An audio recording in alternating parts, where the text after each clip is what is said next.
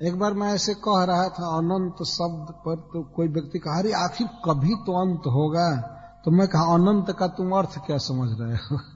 जब अनंत कहा ही जा रहा है, न अंत अनंत, जिस संबंध का, जिस प्रेम का कभी अंत है ही नहीं, उसको अनंत कहते। लेकिन जगत का संबंध तो शांत होकर ही रहेगा। ये तो अंत है ही, और जब तक चलता भी है तो अनेक दाव पेच से भरा रहता है, इसमें कोई सुख नहीं। प्रत्येक व्यक्ति अपने सुख के लिए ललायित रहता है। पति अपने सुख के लिए ललायित है, पत्नी अपने सुख के लिए ललायित है। वे एक दूसरे के सुख के लिए संबंध नहीं रखे। ये जगत का क्लियर अनावरण स्वरूप है। कोई लड़का इसलिए संसार में विवाह नहीं करता है कि चलो करोड़ों लड़कियां हैं, अनाथ हैं, उसमें से एक के साथ विवाह करके मैं उसकी रक्षा करूं, पालन पोषण करूं, इसलिए थोड़े विवाह करता है। नहीं, अब वो देखता है कि अब अकेले काम धंधा नहीं हो रहा है, तो एक दासी चाहिए जो सेवा करे, आवे करे, कुछ सहायता करे, तो अपने अभाव की पूर्ति के लिए वो विवाह करता है। इस संसार का यही सत्य स्वरूप है। परंतु अपराकृत जगत में भगवान के साथ जो जीव का संबंध होता है, वो एक दूसरे को सुखी करने के लिए होता है। भगवान किसी जीव को स्वीकार करते हैं उसको सुखी करने के लिए, और जीव भगवान को स्वीकार करता है भगवान को सुख देने के लिए। तो वह संबंध परम होता है, काल से परे, देश से परे, सुस्थिरम, सुस्थिर। श्रीपाद श्रीधर स्वामी जी यही अर्थ लिखते हैं, सुस्थिरम, परमम सुस्थिरम। तो भगवान ने अपने वक्षस्थल पर क्यों स्थान दिया श्री जी को? क्या कोई संसार में किसी स्त्री से विवाह करता है तो अपने छाती पर टांगे रहता है? अरे दे दिया, एक फ्लैट बना करके एक रूम निश्चित कर दिया, इसमें तुम रहो, इसमें ये रहो, तो लेकिन छाती पर दे देना स्थान, वक्षस्थल पर स्थान देना, इसका क्या रहस्य है?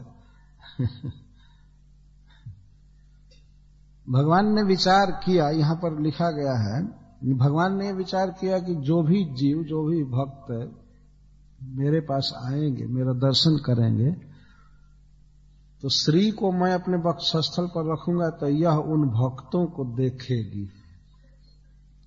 तो जिसको ये स्नेह से देखेगी वह सुखी रहेगा, सफल रहेगा, उसके भीतर धर्म की भावना रहेगी, धनी रहेगा, किसी भी दुख में नहीं रहेगा। तो भगवान ने ये सोच करके सामने वक्षस्थल पर स्थान दिया। जो लोग भगवान का दर्शन करते हैं, सबसे पहले तो श्री जी उन पर कृपा करती हैं, क्योंकि श्री जी देखती हैं कि कौन व्यक्ति हमारे प्रियतम के शरण में आ रहा, तो बहुत स्नेह से देखती हैं उन लोगों को जो लोग भगवान के सामने आते हैं। या नहीं समझना चाहिए कि केवल हम ही भगवान को देखते हैं। मंदिर में जब कोई व्यक्ति भगवान का दर्शन करने आता है तो वो तो दर्शन हो सकता है न भी करे, उसका मन दूसरे तरफ हो, लेकिन भगवान एक बार विचार कर लेते हैं कि मेरे शरण में आया है। और भगवान के वक्षस्थल पर रहने वाली श्री जी बहुत अनुग्रह भरी दृष्टि फेरती हैं उस भक्त पर, इसलिए वो भक्त कभी दरिद्र नहीं हो सकता। कोई रेगुलर भगवान का दर्शन करे, भक्ति करे, तो वह कभी दरिद्र नहीं हो सकता, वह सौभाग्यहीन व्यक्ति नहीं हो सकता, वो सफल व्यक्ति होता है। इसी कारण से भगवान ने वक्षस्थल पर स्थान दिया। भगवान का दर्शन करने आते ही रहते हैं जी, और जो आएंगे तो उनको इस प्रकार सुख देंगे। इस बात को श्रील सुखदेव गोस्वामी इस तरह से कहते हैं कि भगवान के वक्षस्थल पर रह करके श्री जी ने तीनों लोगों को आयधयत, वर्धित किया, सुख दिया।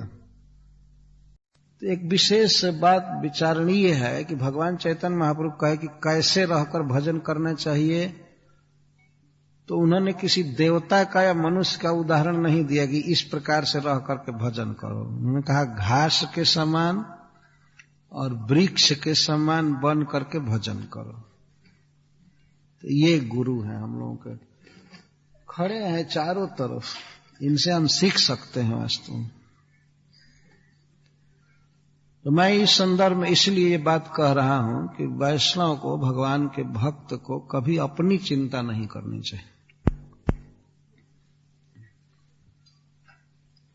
यह बिल्कुल सत्य सिद्धांत की बात है कि भगवान सब करते हैं, भगवान पोषण करते हैं। अनन्याश्चिन्तयन्तो माम ये जनाः पर्युपासते, भगवान कहते हैं जो अनन्य केवल मेरे चिंतन में रहते हैं, भजन में रहते हैं, तो उनको जो आवश्यकता है मैं उसकी पूर्ति करता हूं और जो उनके पास वस्तु रहती है उसकी रक्षा करता हूं।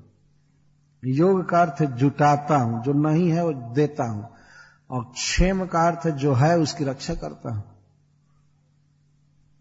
परंतु संसार में लोग अपना योग और अपना क्षेम स्वयं करना चाहते हैं, संभाल करके रखते, ईश्वर पर नहीं छोड़ते।